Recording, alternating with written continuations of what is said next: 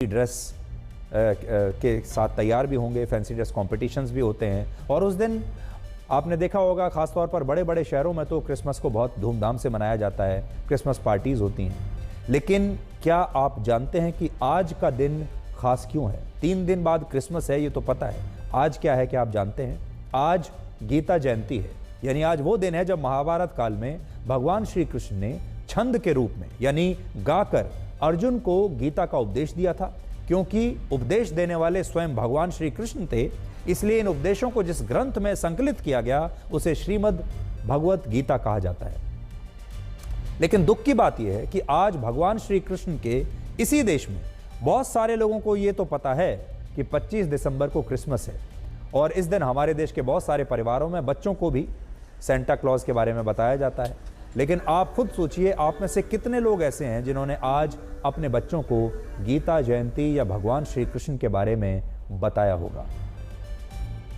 आज पाकिस्तान, सऊदी अरब, Indonesia, Malaysia, तुर्की और Iran समेत बहुत सारे इस्लामिक देशों में पवित्र धार्मिक ग्रंथ कुरान की शिक्षा को अनिवार्य कर दिया गया है। और खुद हमारे अपने देश भारत में अकेले केंद्र सरकार की मदद से ऐसे लगभग 20,000 मदरसों का संचालन हो रहा है जहां बच्चों को कुरान की शिक्षा दी जाती है। और यहां बात सिर्फ इस्लाम धर्म की या कुरान की नहीं है। पश्चिमी देशों में ईसाई धर्म के पवित्र ग्रंथ बाइबल को पढ़ा जाता है, और वहां लोग अपने घरों से लेकर होटल्स में, दफ्तरों में, यहां तक कि अस्पतालों में भी मरीजों को बाइबल पढ़ने के लिए दिया जाता है, बाइबल रखने के लिए दिया जाता है। हर घर में आपको यूरोप में, पश्चिमी देशों में बाइबल मिलेगा।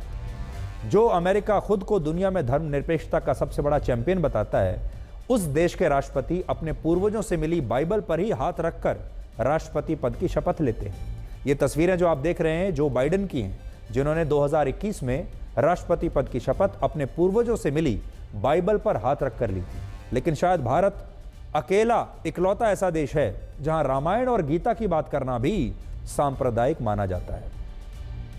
आप खुद सोचकर देखिए कि क्या अमेरिका की तरह हमारे देश में प्रधानमंत्री पद की शपथ रामचरितमानस या गीता पर हाथ रखकर ली जा सकती है? इसका जवाब है नहीं।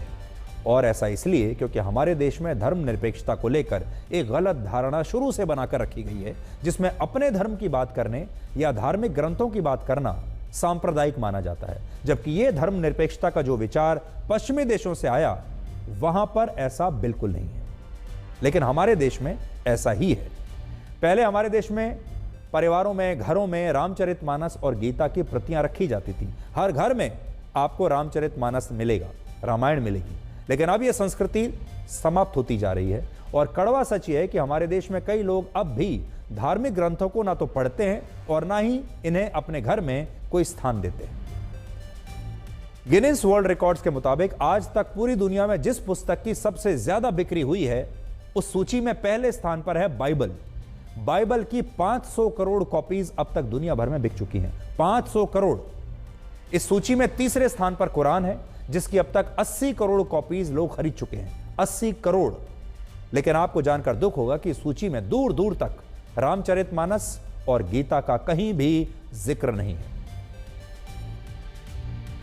गीता प्रेस के मुताबिक वर्ष 1923 से लेकर आज तक यानी 100 वर्षों में गीता की सिर्फ 16 करोड़ 21 लाख प्रतियों की बिक्री हुई है, जबकि हमारे देश में 110 करोड़ हिंदू रहते हैं। इससे आप समझ सकते हैं कि भगवान श्री राम और भगवान श्री कृष्ण के ही अपने देश में लोग रामचरितमानस और गीता को पढ़ते नहीं। और इसकी वजह यह भी है कि हमारे देश में इसे धार्मिक कट्टरवाद से जोड़कर देखा जाता है और इसे धर्मनिरपेक्षता के अनुकूल नहीं माना जाता। उदाहरण के लिए कल्पना कीजिए, आज अगर आप किसी व्यक्ति को मेट्रो में या किसी पार्क में, ट्रेन में, बस में या किसी सार्वजनिक जगह पर गीता पढ़ते हुए देख लें, तो उस व्यक्ति को लेकर आपकी पहली प्रतिक्रिया क्या होगी? आपको शायद यह लगेगा कि यह व्यक्ति धार्मिक रूप से कट्टर होगा, या वो पुराने ख्यालात का होगा और आधुनिक नहीं होगा। लेकिन इसी जगह जब आप उसी व्यक्ति को कोई अंग्रेजी नॉवल पढ़ते हुए देखेंगे, कोई और अंग्रेजी पुस्तक पढ़ते हुए देखेंगे, तो आप उस व्यक्ति से बात किए बिना ही उसे बुद्धिमान भी मानेंगे, आधुनिक भी मानेंगे। और ये वही सोच है जिससे हमारे देश में बहुत सारे लोग अपने धार्मिक ग्रंथों का महत्व आज भी समझ ही नहीं पाते। लेकिन आज हम आपको कानपुर के एक बहुत बड़े कार्डियोलॉजी इंस्टीट्यूट लेकर जाना चाहते हैं, जहां डॉक्टरों ने हृदय से जुड़े मरीजों को, हृदय की बीमारियों से जुड़े मरीजों की सर्जरी से पहले और बाद में रामायण और गीता पढ़ने के लिए दी। और जब इन मरीजों ने गीता के श्लोक पढ़े तो इससे उन्हें अपना मानसिक तनाव कम करने में बहुत मदद मिली। और डॉक्टरों का दावा है कि गीता के उपदेश पढ़ने से इन मरीजों के स्वास्थ्य में एक स्थिरता आई और इनका स्ट्रेस कम हुआ। बड़ी बात यह है कि जब हमारी टीम इस अस्पताल के पेशेंट वार्ड में पहुंची तो हमें ऐसे कई मरीज मिले जिन्होंने कहा कि वो अपने हार्ट की सर्जरी को लेकर बहुत डरे हुए थे, तनाव में थे, लेकिन गीता के उपदेशों ने उनकी सारी उलझनों को खत्म कर दिया, स्ट्रेस को समाप्त कर दिया। और यह अनुभव इस अस्पताल में आने वाले उन मरीजों का भी है जो इस्लाम धर्म को मानते हैं। अब आप उसी अस्पताल से हमारी ये रिपोर्ट देखिए।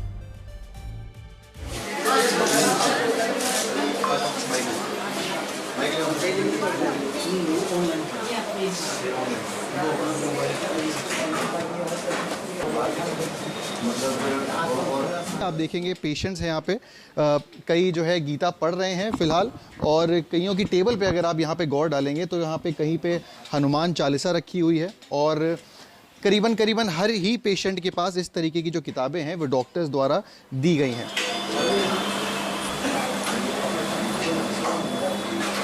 क्या पढ़ रहे हैं? गीता पढ़ रहा हूँ सर। गीता पढ़ रहे हैं, तो ये डॉक्टरों द्वारा आपको दी गई? डॉक्टरों द्वारा दी गई है। और जब हम लोग मतलब पहले ऑपरेशन के पहले डर लग रहा था, जब इसको पढ़ने के बाद ये महसूस हुआ कि भाई जो भी है, जो होना है अपने समय पे होगा, तो एक आत्मबल आया। का ऑपरेशन हो गया है कि अभी होना है? हो गया है। मैंने देखा आपकी किताब यहाँ पे, एक ये गीता आप शायद यहाँ पे रखी हुई है, इसको पढ़ती हैं आप? तो क्या कैसा महसूस होता है गीता के पढ़ने के पहले? कुछ आपको लगा है कि फ़र्क है यहाँ पे? हाँ बिल्कुल फ़र्क है, बहुत अच्छा लगता है, मन को शांति मिलती है, हिम्मत बढ़ती है। ऑपरेशन आपका हुआ है? हाँ, नहीं हो गया ऑपरेशन मेरा। क्या महसूस करती हैं? बहुत अच्छा लगता है सर, गीता पढ़ते हैं, बहुत राहत। पहले बहुत घबराते थे, नहीं हुआ था तो वो घबराते थे आप पहले ऑपरेशन? हाँ सर, क्या होगा क्या नहीं होगा, नहीं आप आराम है।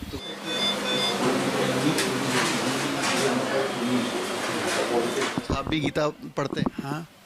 क्या आपको ऐसी बात उसमें लगती है जो आपको लगता है कि आपको मदद करती है इस पेशेंट सर्जरी? शांति मिलती है, दुनिया की बातों से दूर रहता है आदमी। बस यही पढ़ते रहो, बस यही विचार बनाते रहो, अच्छी चीज़ें याद आती हैं। पेशेंट्स जब आते हैं कार्डियोलॉजी हॉस्पिटल में, हार्ट के जितने भी मरीज होते हैं जिनका कि बाईपास या वाल्व चेंज होना है, कोई भी छोटी बीमारी को लेके या बड़ी बीमारी को लेके बड़ा ही चिंतित होता है, तो उसी को लेके मन में यह है कि जैसे अध्यात्म, योग और इन सब का हम लोग सहारा लेते हैं कि मानसिक संतुष्टि के लिए अपने घर में गीता या रामायण सुनते हैं या पढ़ते हैं, तो उसी को लेके हमने इस तरह से ये प्रयास किया कि क्यों ना हमारे मरीजों को भी अगर हम इन सब चीज़ों में लेते और वो इंटरेस्ट लेते हैं। हालांकि आज गुजरात सरकार ने यह फैसला किया है कि इसी शैक्षणिक सत्र से राज्य में 6ठी से 8वीं कक्षा के बच्चों को अब गीता पढ़ाई जाएगी और अगले सत्र में यह फैसला 9वीं से 12वीं कक्षा के लिए भी लागू हो जाएगा। हमारी जो गुजरात सरकार की हमारे जो प्राथमिक विभाग है, इसमें 6 से 8 की कक्षा में ये जो हमारा श्रीमद् भागवत गीता सिद्धांत और मूल्यों भाग 1 वो इसी सत्र से ये लागू किया जाएगा।